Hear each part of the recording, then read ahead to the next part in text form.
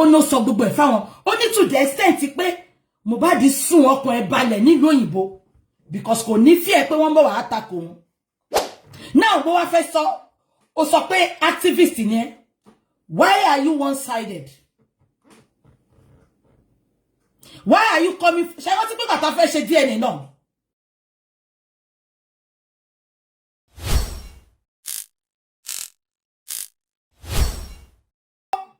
Ẹ̀yin kan sọ pé àwọn kan ní kẹ́ má dáwó. As old as you people are. Ẹni tó bá ní kó dáwó tí ò dáwó, ó fẹ́ dáwó ni má sọ pé ní kẹ́ má dáwó.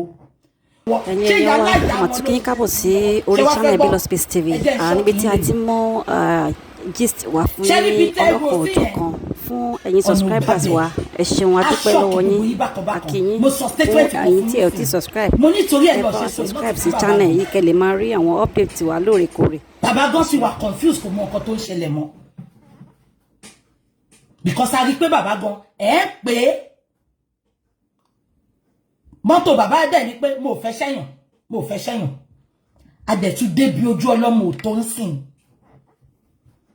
abẹ́ gbọ́ mi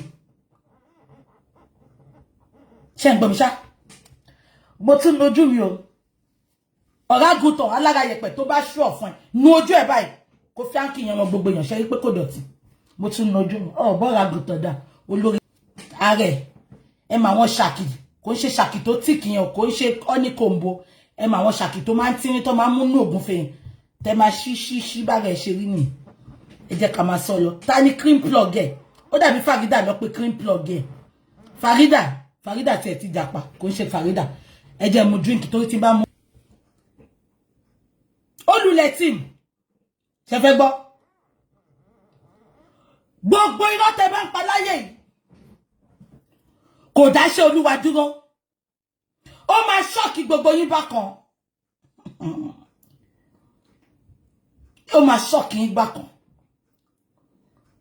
gbogbo pé àrí update ẹ̀yẹn ṣá calm down update tẹ́ bá ní láti rí ẹ gbọ́ èyí tẹ́ ìbádẹ́ ní láti gbọ́ ẹ ní gbọ́ ẹ má worry but in as much ṣé ìmí ìwà nu justice for Mohbad everything is under control Jehovah is taking control àṣírí Wùnmí máa tú àṣírí Wùnmí máa tú ẹ gbàgbé ẹ jẹ́ kó lọ bá fún àwọn èèyàn ní false information ṣé pé tẹ́lẹ̀ máa ti sáré jáde kò rí bẹ́ẹ̀ I don't owe anybody any explanation ẹ̀yin tí mo jẹ́ explanation lẹ́yìn èèyàn gidi tẹ́ ń wò mí ẹ jẹ́ káwọn tí mo olùlẹ̀ group àti ìfẹ́ jẹ́ kó máa parọ́ lọ nǹkan tó bá mú mi wá bọ́ta wá parọ́ fún yín mi tí rí gbogbo yín ti mọ̀ mí I will say it as it is mi rí bàbá ẹni tó fẹ́ bí mi pé báwo mo ṣe sọ bẹ́ẹ̀ mo ń sọ fún yín lẹ́ni pé ó máa ṣọ́ọ̀kì Wùnmí bákan ọkàn mi balẹ̀ ni àbí kò yé yín wọ́n ṣe rí ẹ̀dẹ̀ sọ tactics tán lò wọ́n máa parọ́ wọ́n wá fẹ́ jẹ́ kẹ́ bọ́ta káwá debunk we don't have that hide and seek game again àti jù wọ́n náà ṣẹgbẹ́ wọn iná ramification àṣẹgbẹ́ wọn ṣùgbọ́n nínú ọ̀rọ̀ Mohbad àṣẹgbẹ́ wọn we are not in ààfin kankan bá wọn dọ́gba àti fi wọ́n lẹ̀ síbi tó wà abẹ́ gbọ́ mi so when they lie you won't see me coming out to debunk the only time I will come and debunk is bóyá gbogbo èyí tèmi ẹ ti ń bá wọn share àbí ẹ lọ ń panic abẹ́ gbọ́ mi let them lie as far as we are not concerned irọ́ máa jáde àbí kò yín we are not debunking because ẹ jẹ́ kí n sọ tactics tán lòfin tán bá ti parọ́ wọ́n mọ̀ ìpa máa debunk nínú debunking yẹn wọ́n á mú òótọ́ jáde ń bẹ̀ wọ́n á tún lọ faster than the bullet ẹ ti gẹ̀tẹ̀ so ìtorí ẹ̀ là ṣe fẹ́ máa debunk anything tó bá fẹ́ sọ ẹ jẹ́ kan sọ olùlẹ̀ nation ẹ máa ṣẹ̀ sí gbẹ̀yìn ayé yín ni àyàfi tọ́lọ́wọ́ bá sí lókè ẹ máa kọjú ìjà síra yín gbẹ̀yìn ni ẹ máa gbéra yín ṣépè lórí íńtánẹ́ẹ̀tì ni àfi tọ́lọ́wọ́ bá sí lókè ẹ bá mi pè Iyabo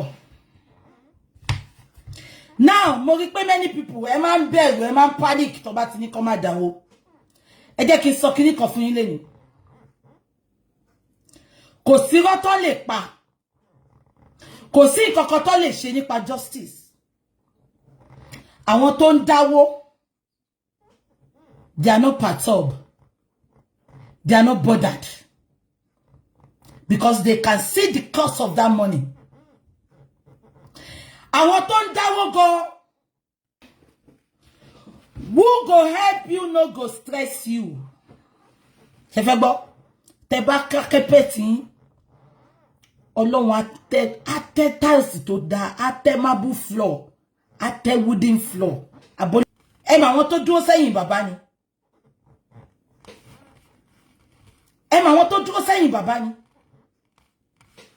Ọ̀nà ẹni tí wọ́n bá nípa láti ṣèrànlọ́wọ́ fún òun lẹ́ni kejì ẹ. If you want to give, give. I'm not going to be coming here to beg and beg and beg. And majority of the people I'm begging to pay, they are not even, they are listening. Because we are all adults. Eh, ni sọ pé torí èèyàn kan sọ pé kẹ́ má dáwó. Exactly. One more great crash. Ìtorí ẹni mo ṣe ló ṣe ń dùn mí fún ìyá olórí tó bá ṣe tí ò rí ṣòro. Ẹ wo Koko Zaria tó bá ṣe sìn, ẹ̀sùn àpànìyàn ló fi kan.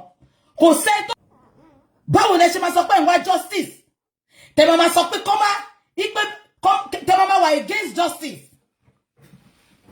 Sherry, ọ̀rọ̀ justice for Mohbad, ó jẹ́ kí n rí a lot of irú èèyàn táwọn èèyàn jẹ́. Many people I don't talk to them again. When they call me, I don't pick their phones. Because attitude wọn lórí justice for Mohbad, ó ti jẹ́ kí n rí irú èèyàn tó jẹ́. Ẹ gbàgbé kò sẹ́ni tí ó lè ṣẹlẹ̀ sí. Bàbá Mohbad ò envisage pé mo máa kú. Kò sẹ́ni tí ó lè ṣẹlẹ̀ sí. Mo wá jókòó. Mo wá wò pé Ọlọ́run má jẹ́ ká rí. Ó lè ṣẹlẹ̀ sọ́ta mi lọ́la. Ó lè ṣẹlẹ̀ sí anybody. Ṣé báwọn èèyàn yìí ṣe máa hùwà ní? Ṣé bó ṣe máa judge ní? Mi sọ gbogbo èèyàn o. Àwọn tèmi mọ̀ tí máa ń bá sọ̀rọ̀. Bó ṣe ṣe lórí ọ̀rọ̀ yìí. I cut a lot of people off. I don't need crowd. Mi ìfẹ́ èrò. Èèyàn ni mo fẹ́ nínú ayé mi. Èèyàn tó lè dúró tì mí. In the test of time. Who are your friends? Àwọn wo lọ̀rẹ́? Check around you. I cut a lot of people off. Tẹ́ bá lè support Wunmi, ìkàlẹ̀ ni tẹ́ bá rí tó bá support Wunmi, tó bá ní ọ̀rẹ́ tó support Wunmi, ẹ block wọn. Ìkà ni anybody tó bá support Wunmi, ìkà. Ẹ jẹ́ ká máa wò báyìí. Ẹ jẹ́ ká máa wò báyìí. Wọ́n ní yàn kú. Wunmi kú. Wunmi kú. Wọ́n ní Wunmi kú. Mohbad kú. 24 hours to that time. Wunmi ló wà pẹ̀lú ẹ̀. 48 hours. Wunmi ló wà pẹ̀lú ẹ̀. 72 hours. Wunmi ló wà pẹ̀lú ẹ̀. Ẹ̀yin olórí burúkú kan wá sọ fún mi pé ọmọ 24 years old, the man, Kilode don't come for her. Why is it difficult for Wunmi láti ṣe DNA? Now, ẹ jẹ́ ká kọ́kọ́ play báyìí. Ẹ má jẹ́ kí n rush. Mo ń bọ̀. Ẹ má jẹ́ kí n rush. Ibiti Iyabo ti sọ̀rọ̀ ni mo ń bọ̀. Ẹ ní sùúrù. I called the lady. I called one of my goddaughters that knows the owner of that house that the late Mohbad lived with his wife. He rented it, he did not buy it. It's a rented house. To find out if a camera was actually installed there, he said no. I asked Mohbad's wife. I called the lady. I called one of my goddaughters that knows the owner of that house that the late Mohbad lived with his wife. He rented it, he did not buy it. It's a rented house. To find out if a camera was actually installed there, he said no. I asked Mohbad's wife, they said no. I asked the police, they said no. Now, if a camera was installed there, let's even assume that a camera was installed there. The camera is outside now, not inside the living room, not in their bedroom, not in their staircase, outside. Mohbad died inside the house. So even if there was a camera outside, how did with the camera outside turn a 360 degree now, zoom into the... To find out if a camera was actually now, ẹ jẹ́ kí n sọ nǹkan fún yín lórí nǹkan tí Iyabo sọ yìí. Why is she so particular about Mohbad's case? One lay your coup. Immediately, tí Mohbad di coup. Voice note la kọ́kọ́ gbọ́ tó send sí this lover. Tí bàbá yẹn sọ pé òun rí Mohbad tó fẹsẹ̀ rìn wọlé. Lẹ́yìn voice note yẹn, Wùmí bẹ̀rẹ̀ sí ní update ẹni tí ọkọ ẹ̀ kú. Mi fi yọ o, Demola Seriki, Ambassador Spain to Nigeria. Ọmọ Biscuit, ọmọ Mommy Biscuit ni second wife. The fact is pé Uncle Demola Seriki, wọ́n ti mọ̀ pé ó ní cancer. And I go, wọ́n ti mọ̀ pé Demola Seriki ní cancer. He was an ambassador from Spain to Nigeria before he died. He died 2 years ago. No, last year. Shengbomi. Now, oh, Layo, come, happy birthday, sis. God bless you. Thank you. Thank you, sis. Shengbomi. Demola Seriki, òun ni.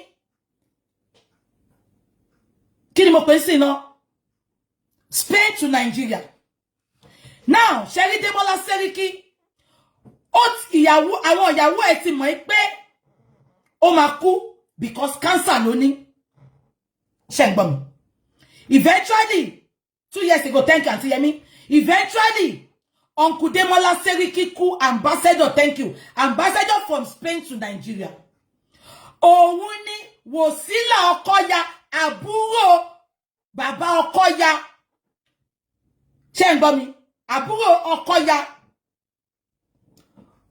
Òun ni first wife. Wòsíwò Nkoko, Wòsílà Ọkọya. Shengbo. Wọ́n ti mọ̀ pé Demola máa kú cancer lónìí. Tẹ́ bá dẹ̀ ti ní cancer, wọ́n máa sọ fún pé kẹ́ lọ máa prepare. Àfẹ́ntọ́lọ́run bàbá ṣe. Wọ́n ti sọ fún pé ìjọba ni bàbá yẹn máa kú. Demola Seriki kú kọ́lọ́run bá wa tẹ́ wọn sáfẹ́fẹ́ rẹ̀. The fact pa àwọn ìyàwó ẹ̀, especially ìyàwó kékeré yẹn, ó ti mọ̀ pé ó máa kú. Demola dẹ̀ eventually kú. Wọ́n ṣe tòkú ẹ̀. Odindi ọdún kan níyàwó Demola ò fi update. Àdúrà ló máa ń gbà sórí fídíò ẹ̀, orí update ẹ̀, àdúrà ló máa ń gbà sí. Lady yẹn ò update kankan, àdúrà ló máa ń gbà sórí update ẹ̀. Kò kọ́ pé ta ló pa ọkọ òun o, kò kọ́ pé nǹkan kan ṣọkọ òun, ẹ bá mi dìyẹn mú. Shengbomi. Ìgbà tí ọmọ Davido kú, títí dè ní Chioma ò update nǹkankan. Bestie Chioma, odindi ọdún kan kò update. Ìgbà tí ó ṣẹ̀ṣẹ̀ ṣe wedding ni Bestie Chioma update. Mohbad kú kò tí pé 24 hours. Wùmí tí update ó ṣe I cannot replace you. Who is going to be in your place? Wọ́n ti pa. The fact pé Wùmí mọ̀ pé òun lòun pa, Wùmí ló wà ńbẹ̀ gbà tí Mohbad kú. Ṣé Wùmí lo ògùn fún wa ní ẹgbà míì? Because gbogbo kíní ló ti jẹ́ ká rí. Until ìgbà tí Very Dark Man sọ pé ká lọ wo fídíò dáadáa, there was a fight. The only people tó hate Very Dark Man lẹ́ni àwọn àṣànà. Àwọn ló hate Very Dark Man. Ẹ gbọ́ mi ṣá. Wùmí mọ̀ pé ọwọ́ òun ni Mohbad kú sí. Why tí Wùmí ṣe update pé wọ́n ti pa.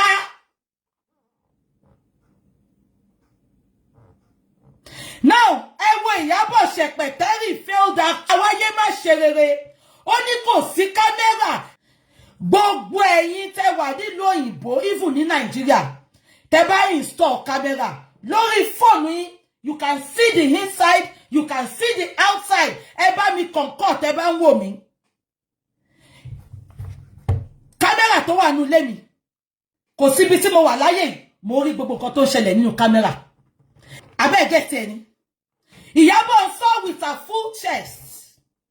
Now, ẹ bá mi wá fídíò Lizzy ẹjọ́, Lizzy ṣàlàyé. Mi rí fídíò yẹn. Lizzy sọ pé kò sílé kankan ní Lẹ́kí tí ò sí kámẹ́rà. Kò sílé kankan ní Lẹ́kí tí ò sí kámẹ́rà. ẹ bá mi mú ilé náà jáde tí ò sí camera. Iyabo wá sọ pé my goddaughter Iyabo àwọn goddaughter wo ṣé goddaughter tó ń fún ní mọ́tò tó tún gbà padà. Tí camera bá tiẹ̀ wà oníṣọ́ fẹ́ tọ̀nẹ̀ sínú ilé ní camera tó jẹ́ pé Wùmí àti Mohbad ló operate nínú phone. Kí ló dé tí Wùmí ṣe lọ mú phone lọ́dọ̀ ya Mohbad? Because àṣírí pọ̀ nínú phone yẹn. Tó bá sure fún ẹ Wùmí, gbé phone ọwọ́ ẹ̀ sílẹ̀. Iyabo wá bọ́ta pẹ̀lú full chest ẹ̀. Ó ní kò sí camera nulẹ̀. Ṣé gbogbo yín ti gbàgbé ni? Mo gbé photo ńjọ́ kan ṣe rántí tí mo circle gbogbo bí tí camera wà, and we can see that the camera was working fine. Ṣé rántí mo ti sọ̀rọ̀ fún yín rí? Mo ní there was a CCTV camera in that house. Iyabo, kí ló dé tí Iyabo ṣe káramọ́rọ̀ justice for Mohbad? Ṣé Wùmí ti promise any 10% of Mohbad's royalty ni? Èyí tó gbàgbàgbà náà ò fi rí bá ti ṣe òfin rọ́nà gbégbà. Ó lálùyọ látàárọ̀ dálẹ́ rí. Ṣé lẹ́yìn ìgbà yẹn àwọn ẹlòmíì ò tí kú? Iyabo, she choose láti wá attack àwọn tó bá fẹ́ attack pẹ̀lú nǹkan tó bá ń ṣẹlẹ̀. Ìwà ènìyàn aláyà gbígbẹ olóṣì tó kàgbálùmọ̀ sábẹ́ ọyàn. Ẹjọ́ ẹ dá mi lóhùn sẹ́. Kí ló dé tí Iyabo, kí ni interest Iyabo nínú ọ̀rọ̀ yẹn? Okay, ó lóhùn speaker. Ṣé Mohbad ló ti kú ní gbogbo ìgbà yẹn? Kò rí pé ṣú ti di 1,000-3,000 per tuber. Kò rí pé Tinubu ló ń fowó ra private jet tẹ́bí paráàlú. Olórí burúkú ọ̀rọ̀ sọ sí yẹn. Ó máa choose nǹkan tó bá pè ẹ́ ní. Tó bá dẹ̀ fẹ́ attack yín ló máa wá fún yín. Ẹ bá mi bi Iyabo. Ṣé èèyàn mi ò tí kú láti gbà yẹn? Kí ló dé tí Iyabo dúró ṣe sórí ọ̀rọ̀ Mohbad? Ó wá ń ja ìjà anti-justice. Ìgbà tí Mohbad kú, ẹ lọ pitch tent yín pẹ̀lú ìyá Mohbad. Ṣé wọ́n ti pé 2 weeks ni ìyá Mohbad ò fi jáde? Wọ́n lọ gbé ní Iyabo àti Wùmí ló lọ gbé wá. Ipa wọn ní ìdí ẹ̀ ń sìn. Now mo bi Iyabo. Mo ní tó bá jẹ́ pé true justice ni ẹ́. Àbí kò yé yín? Bó ní wá ìtẹ́ ìṣe lọ wo bàbá.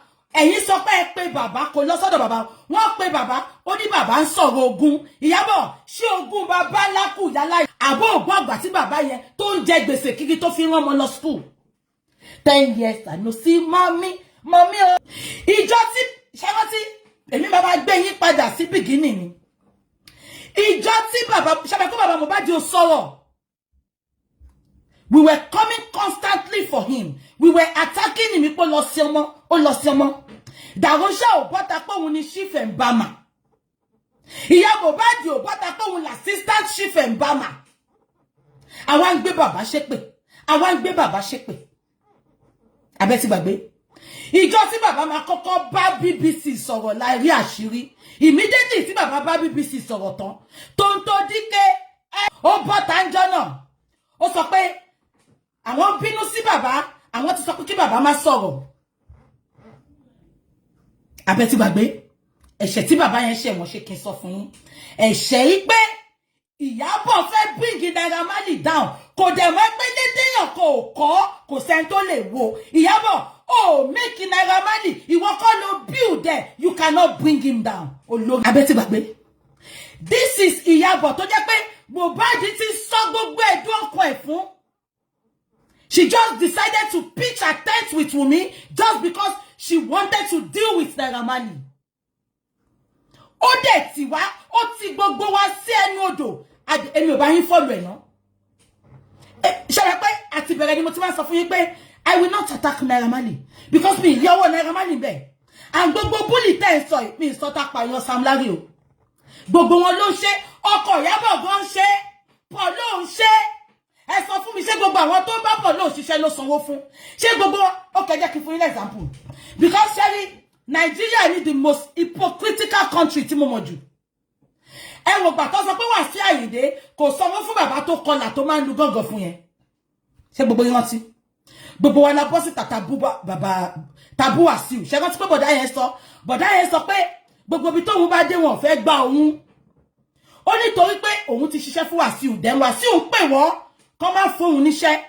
Ẹjọ́ kí ni ìyàtọ̀ Wàsíù àti nǹkan tí Naira Marley ṣe fún Mohbad.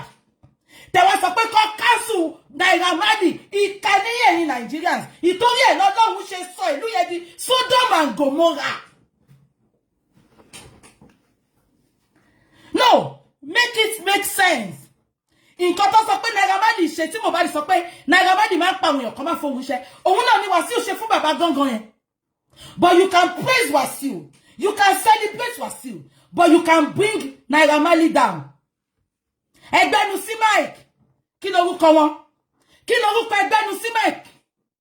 Oríyọmí. Ẹ̀yin lẹ kọ́kọ́ dìde ń jọ́nà tẹ́ni. We are not going to play Naira Marley on our station again. Ṣé wá òtítọ́ dájú ẹgbẹ́nu sí Mike? Wá òtítọ́ dájú. Just because Iyabo rushed.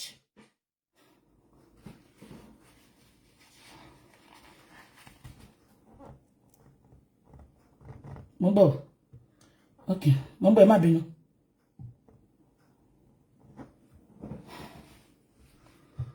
Ṣé ń gbọ́ mi? Because I think Shaga ti joye. Àbí gbogbo yín ò gbọ́ mi. Because gbogbo yín sọ pé they bullied him. This is a two different case. But Iyabo, ó fi ìkà, ó fi ẹyẹ jobi joke. Mi dada Iyabo. Ma sọ fún ẹ pé ó ti ṣe ti pẹ́. Tó bá wá spiritually, wá bọ́ lọ́nbẹ̀. Iyabo, wò mí dada. Àdàbí tí n bá gbà nǹkan jẹ lọ́wọ́ ẹ rí. Àdàbí tí n bá pè ẹ́ tí n bá bẹ gossip nípa èèyàn rí. Wà lulẹ̀ ní ìwọ tó tiẹ̀ ti lulẹ̀ ilẹ̀ ilẹ̀ ló wà already. Olórí. Ìtorí ẹ̀ ló ṣe máa ń dùn mí fẹ́yìn tẹ́ sọ pé ìjà justice for Mohbad. Ẹ wá máa láwọ̀ àwọn anti-justice kọ́ máa wá sórí platform yín ẹ̀yin tẹ́ ń ṣe TikTok. Ẹ lè ṣe justice for Mohbad. Ẹ máa bá wọn anti-justice mingle. Mi ní kẹ́ dọ̀tá. Ṣùgbọ́n lọ́wọ́lọ́wọ́ yìí ẹ jẹ́ kí òkùnkùn wà láyé ẹ̀ kí ìmọ́lẹ̀ wà láyé ẹ̀. Ìmọ́lẹ̀ àti òkùnkùn ò lè ṣeré pọ̀. It is impossible. It is impossible. Wùnmí ò ṣẹ̀ mí. Gbogbo àwọn anti-justice ò ṣẹ̀ mí. Mi mọ̀ wọ́n rí. Peradventure mo lè má rí wọn láyé mi. But lọ́wọ́lọ́wọ́ báyìí ọ̀tá mi ni wọ́n because à ń jẹ́jà òkùnkùn àti ìmọ́lẹ̀ ni. Tó bá ti ń sọ pé tí bá ṣe justice gbogbo èèyàn ni mo fẹ́ welcome. Alábòsí ni yín.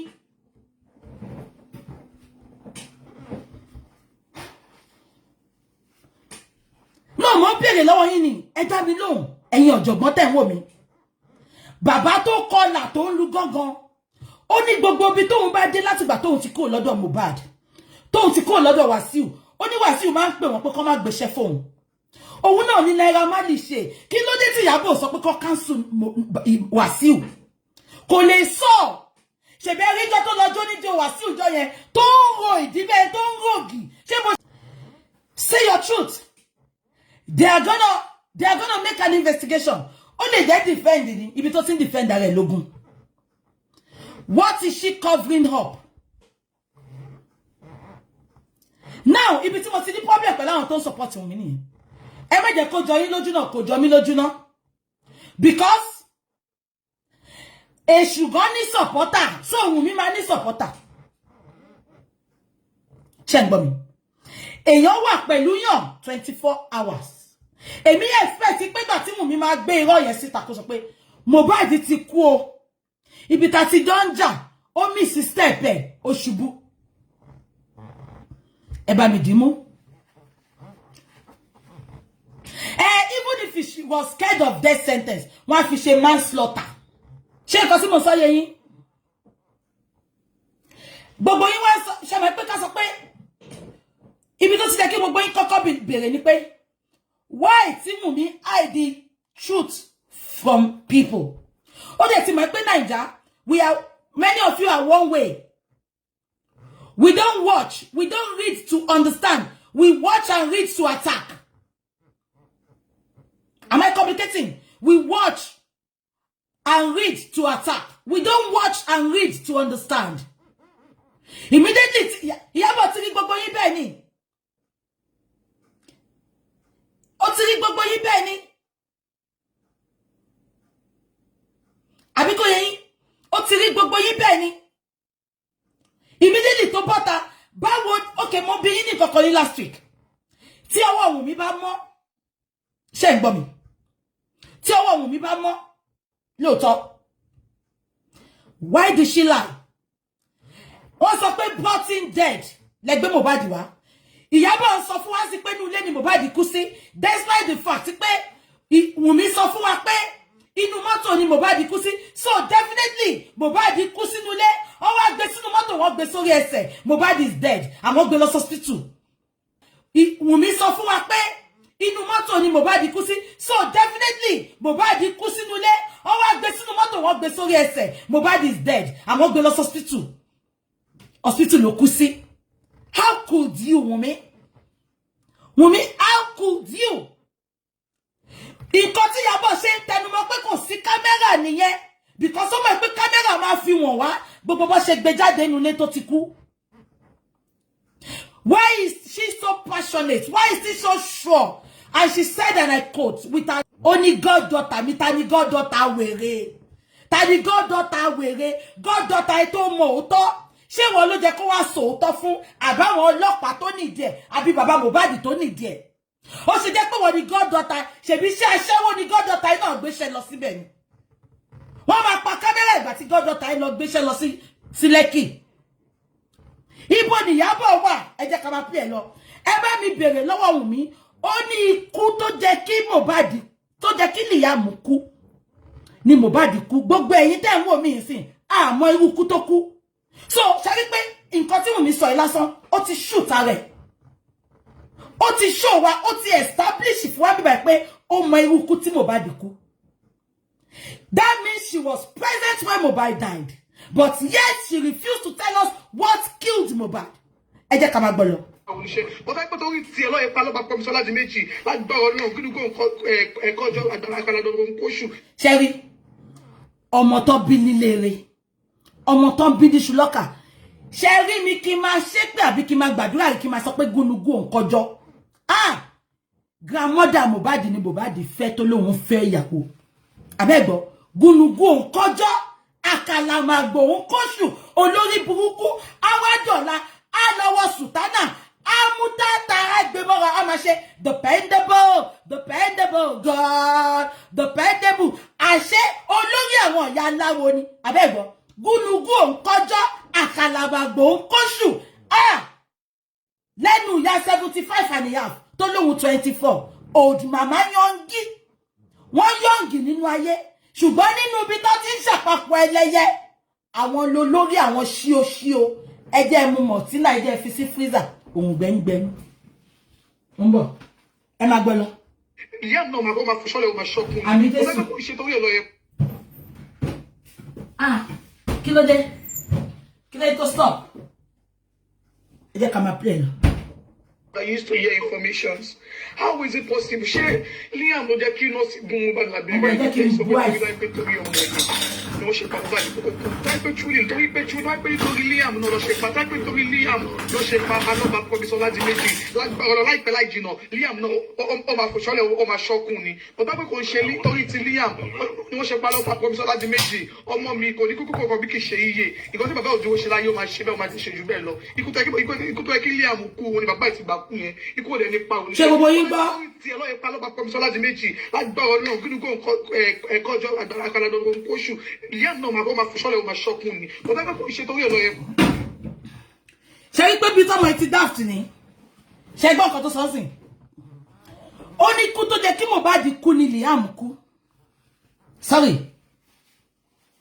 ó ní ikú tó jẹ́ kí Liam kú òun ni Mohbad kú ó tún wá ń sọ pé ṣe pé tí mọ́ ó tún wá ń sọ pé tó bá jẹ́ pé torí tiẹ̀ ló ṣe pa ìtorí Liam ló ṣe pa ẹ́ ṣe pé ara manipulation ẹ̀ get kan sí mo ṣọṣá ṣe ti get nǹkan tó ń ṣẹlẹ̀ ń bẹ̀yẹn ṣá àwa wá bí Wùnmí sí pé sis ẹ bá mi wá wọ́n ti gbé sí all station settle sis ẹ bá mi wá kẹsẹ̀ ǹdẹ̀ sí mi ṣé nǹkan sí mo sọ yẹ yín ikú tó jẹ́ kí Liam kú ni Mohbad kú ẹ bá mi pé Chief Justice of Ashana ikú wo ló pa Mohbad ikú wo ló pa Mohbad ikú wo ló jẹ́ kí Mohbad kú Kí ni reason tó fi pa Mohbad instead of Liam? Ṣé torí Mohbad ti ó ti tọpinpin bó ṣe lóyún ta ló fún ẹ lóyún? Mohbad ti mú àṣírí ọmọ yẹn ẹ dẹ̀ pa. Wọ́n ní ká béèrè lọ́wọ́ ẹ ìgbà tẹ́ kúrò ńjọ́ yẹn tẹ́ ń lọ sí show ibo lẹ gbé Mohbad yà sí, ibo lẹ kọ́kọ́ yà sí Wùnmí. Kí ni reason tó fi tẹ̀lé wọn lọ? Ó kì í tẹ̀lé wọn lọ tẹ́lẹ̀. Ó ní reason tó fi tẹ̀lé wọn lọ. Wá sọ fún wa reason yẹn.